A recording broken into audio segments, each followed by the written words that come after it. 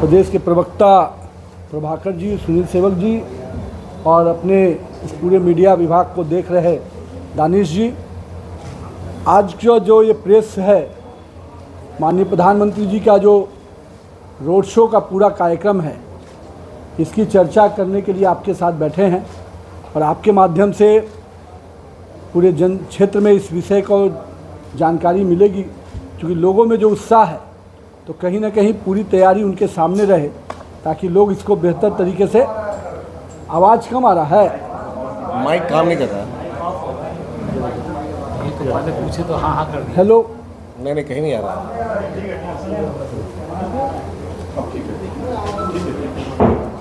Hello, हाँ बात ठीक है। तो रोड शो को हम लोगों ने कहा है कि रोड शो नहीं, विकास का हुंकार है, सुशासन की जय जयकार है। और कहीं न कहीं माननीय प्रधानमंत्री जी के आगमन से जो पूरे बिहार में पहली बार देश के प्रधानमंत्री और माननीय प्रधानमंत्री नरेंद्र मोदी जी बिहार में किसी प्रकार का रोड शो हो रहा होगा। और इस रोड शो को ऐतिहासिक बनाने के लिए भारतीय जनता पार्टी अपनी पूरी टीम के साथ इस पूरे कार्यक्रम में लगी है। लेकिन मुझे आपको एक चीज़ बताते हुए हर्ष है कि जितना तैयारी भारतीय जनता पार्टी कर रही है उससे दुगुना तैयारी पटना के लोग और पटना के अगल बगल के अन्य संस्थानों के लोग कर रहे हैं।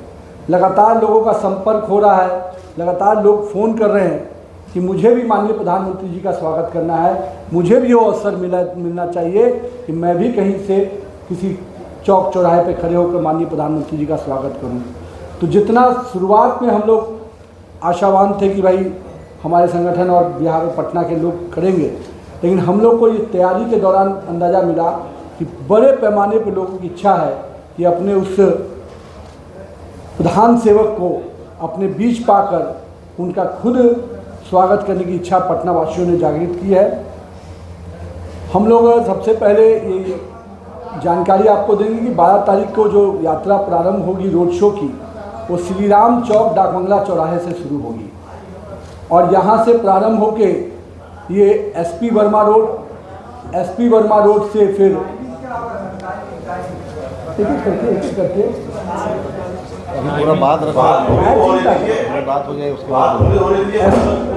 एसपी वर्मा रोड से एग्जीबिशन रोड चौराहा से भटचैया मोड़ से उमा सिनेमा होते हुए आपको कदम कुआं से शाही सम्मेलन, ठाकुरबाड़ी रोड और ठाकुरबाड़ी रोड के बाद उद्योग भवन पर ये पूरी रोड शो का कार्यक्रम समाप्त होगा।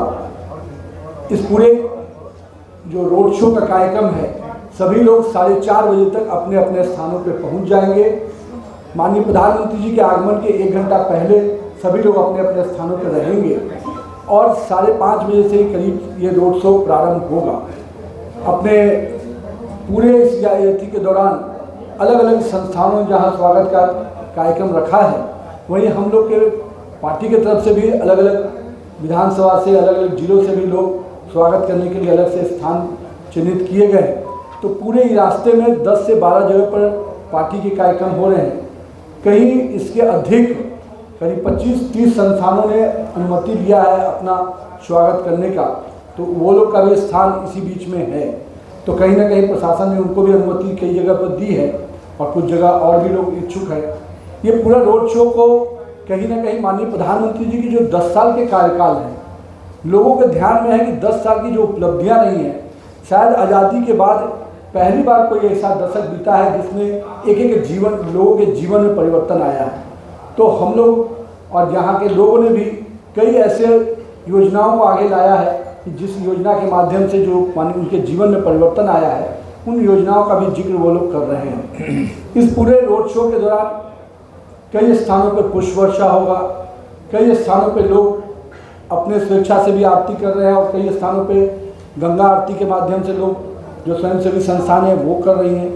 तो मेरा ये मानना है कि जहाँ माननीय प्रधानमंत्री जी ने पिछले 10 वर्षों में कई चीज़ों को दिया है, जैसे युवाओं में बहुत जोश है नई शिक्षा नीति को लेकर, बहुत बड़े जो पिछड़ा समाज है उसके लिए बहुत बड़ा गर्व का विषय है कि जिस व्यक्ति ने अपने बिहार के सपूत कर्पूरी ठाकुर जी को भारत रत्न दिया, तो पिछड़ा समाज आज उनके लिए खुशी का है और कि अपने उस प्रधान सेवक को अपने बीच में पाकर वो उनके लिए स्वागत के लिए रखता है।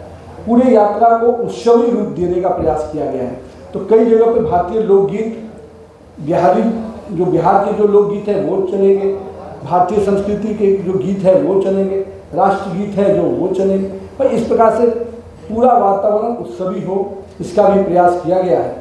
और हर स्थानों पे जो सामाजिक संस्थाएं वो अपने तरीके से अलग से स्वागत कर रही हैं। तो हम लोग का जो ये पूरा प्रयास है कि एक उत्सवी वातावरण बने और साथ में माननीय प्रधानमंत्री जी का जो पहला इस प्रकार का रोड शो है, तो पटना के लिए ये शो मोदी शो के रूप में कैसे हो, इसका भी प्रयास हम लोगों ने किया है। और जिस प्रकार से लोगों का अपार समर्थन, सहयोग और लोगों का विश्वास माननीय प्रधानमंत्री के प्रति है, वो खुद ब खुद आगे निकल के आ रहा है। और हम लोग का पूरा उम्मीद है कि पटना का ये रोड शो जो मोदी शो के रूप में दिखेगा, और मुझे लगता है कि ऐतिहासिक रोड शो हम लोग करने में सफल होंगे। तो आप मीडिया बंधुओं से भी आग्रह है कि आप भी इसमें शिरकत करें। और इसके बाद विशेष जानकारी थोड़ा हमारे बड़े भाई संजीव चौरसिया जी इस विषय पर बताएंगे। निश्चित तौर पर माननीय मंत्री जी ने सब बातों को रखा है।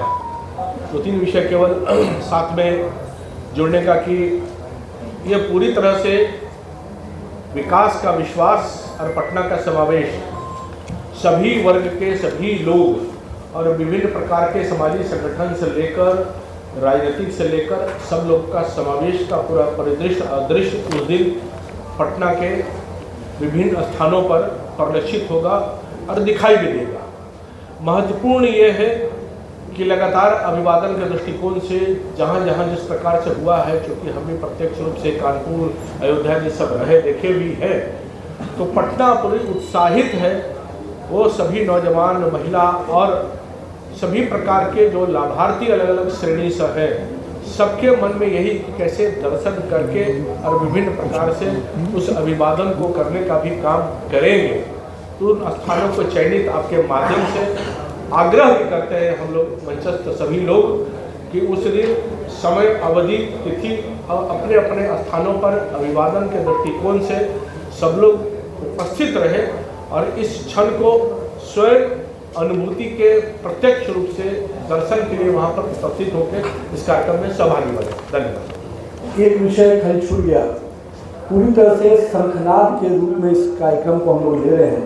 और मेरा ये मानना है कि 3 फेज के समाप्ति के बाद अगला जो 4 फेज है वो कहीं ना कहीं पूरी तरह से बिहार का ये रोड शो, हमेशा जब प्रधानमंत्री जी का कोई भी कार्यक्रम रहा है तो बिहार के लिए ऐतिहासिक रहा है।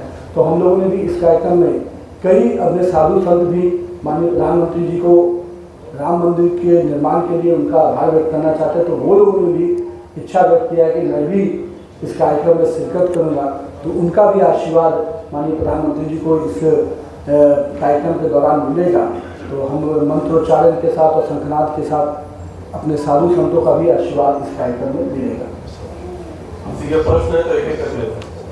समय मैंने बताया कि 4:30 तक सभी को अपने अपने स्थानों पर पहुंचना है। मीडिया बंधुओं से आग्रह है कि आपके लिए भी जो सेंटर तय किए गए हैं वो दानिश जी और बाकी टीम आपको बताएंगे। करीब 5 स्थान आप लोग के लिए अलग से तय किया गया है, जो विभिन्न चौक चौराहे से जहाँ से विजुलती होगी आपको वो भी दिया जाएगा। और 5:30 पौने 6 से रोड शो का जो पूरा कार्यक्रम है, जो अभी तक का प्रोग्राम है, उसके साथ